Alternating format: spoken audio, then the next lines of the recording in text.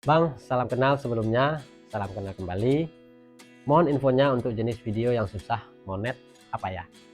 Video yang susah monet, tidak ada video yang susah monet. Semua video bisa dimonet, semua tema video bisa dimonet.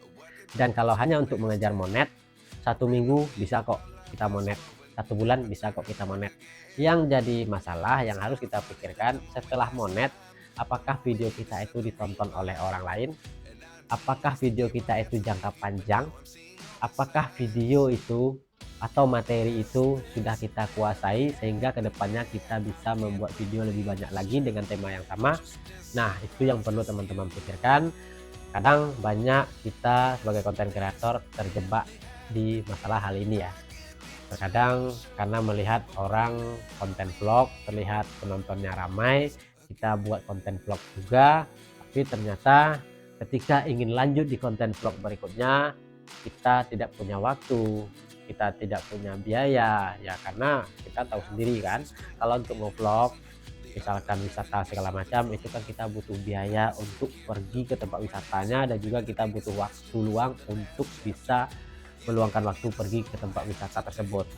Dan juga ada juga beberapa konten terlihat konten tutorial atau segala macam, terlihat orang membuat konten tutorial hanya bicara-bicara di depan kamera terlihat gampang. Nah, memang terlihat gampang, tapi untuk berbicara di depan kamera seperti ini tentunya kita butuh yang namanya materi, dan materi itu harus kita kuasai. Nah, bagaimana kita menguasai materi? Tentunya kita harus paham dengan apa yang namanya yang kita sampaikan. Ketika kita tidak paham dengan apa kita sampaikan, tentunya penyampaian kita juga tidak mengena kepada orang lain, dan orang lain juga tidak bisa memahami apa yang kita sampaikan. Jadi intinya seperti itu ya. Ketika ingin membuat konten atau memilih topik tema video yang akan kita buat, pikirkan apakah tema ini bisa kita melanjutkannya untuk kedepannya, dan apakah video seperti ini jangka panjang, atau apakah tema-tema seperti ini hanya tema-tema viral saja. Nah, ketika kita salah memilih tema, tema itu hanya tema viral sesaat saja, tentunya setelah masa viralnya habis, tema tersebut tidak akan dilihat oleh orang lain lagi, dan kita tidak akan mendapatkan penonton lagi. Salah satu contoh seperti tema-tema game online. Nah, untuk tema-tema game online itu mungkin itu hanya tema musiman ya. Musim sekarang game online-nya judul ini misalkan. Nah, ketika musimnya sudah habis, beralih ke tema game online yang baru, tentunya game online yang lama ini juga tidak akan dibutuhkan oleh orang lain lagi. Jadi tidak ada konteks video yang susah dimonetisasi, semua video bisa dimonetisasi asalkan video kita itu ada tujuannya. Tujuannya untuk siapa? Untuk ibu-ibu kah? Untuk anak-anak kah? Kalau untuk anak-anak tentunya tema konten kita yang berhubungan dengan anak-anak, yang cocok tontonannya untuk anak-anak. Kalau untuk ibu-ibu tentunya yang cocok dengan ibu-ibu seperti masak, atau info-info barang perabot rumah tangga, atau cara membuat segala macam resep ini itu. Jadi ini kita harus punya tujuan tema konten kita seperti apa. Seperti konten tutorial, tujuannya ya untuk sahabat-sahabat youtuber pemula yang butuh informasi tentang seputar YouTube. Jadi seperti itu ya teman-teman, jangan salah memilih konten. Dan juga semua channel, semua topik bisa dimonetisasi asalkan tidak ada pelanggaran di dalam video kita.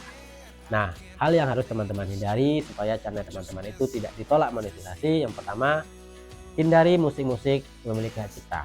Gunakanlah musik-musik yang ada di YouTube Library yang disediakan oleh YouTube, memang khusus untuk kreator, yang aman dari copyright dan bebas hak cipta. Dan juga hindari musik-musik seperti video-video berkaraoke yang kita rekam dan kita upload ke channel kita. Kenapa?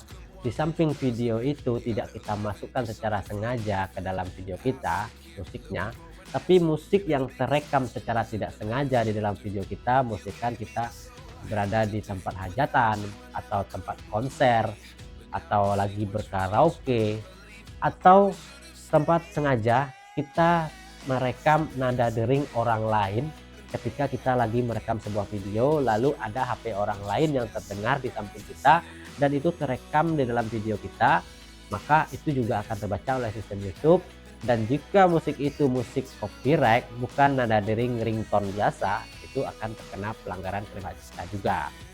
Dan jangan mengekspos identitas kita di dalam video seperti KTP atau identitas lain, identitas diri atau identitas orang lain. Mungkin saja teman-teman khilaf tanpa sengaja karena membuat konten tutorial cara mendaftar ini itu segala macam dan memperlihatkan identitasnya di dalam video. Nah, itu dilarang oleh YouTube karena memperlihatkan identitas itu berbahaya.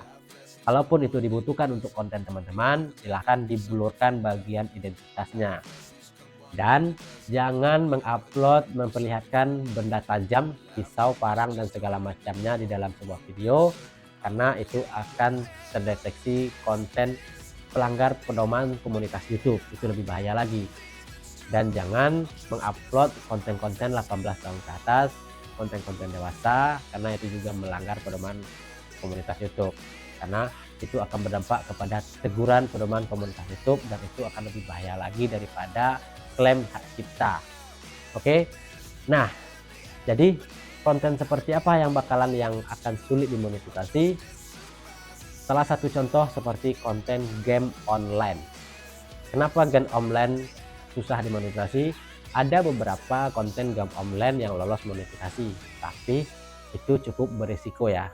Mungkin saja kita takut suatu saat kebijakan YouTube itu berubah, konten game online yang rekam layar itu berkemungkinan kedepannya akan dilarang oleh YouTube. Tapi sekarang masih terlihat aman, tapi kita tidak tahu kedepannya karena itu konten rekam layar. Karena YouTube sudah menjelaskan rekam layar tanpa interaksi kita sama sekali, tanpa memperlihatkan wajah kita, tanpa ada suara-suara original kita di dalamnya, hanya murni 100% rekam layar saja, itu akan ditolak monetisasi dan susah untuk dimonetisasi. Jadi hindari jika teman-teman memang pengen juga membuat konten dengan tema game online yang rekam layar, boleh, tapi usahakan ada terlihat wajah teman-teman walaupun hanya sedikit di pojok, dan mengisi suara dengan suara teman-teman sendiri walaupun hanya ngoceh-ngoceh biasa saja, yang penting ada suara original kita di dalamnya. Jadi seperti itu ya teman-teman, hindari hal-hal tersebut, maka channel teman-teman tidak akan sulit untuk dimonetisasi selagi tidak ada melanggar apa yang tidak dibolehkan oleh YouTube. Oke, semoga penjelasan ini bermanfaat. Semoga saja di akhir tahun ini teman-teman semua channelnya bisa dimonetisasi. Amin amin ya rabbal alamin. Sampai jumpa di video berikutnya. Salam sukses untuk semuanya.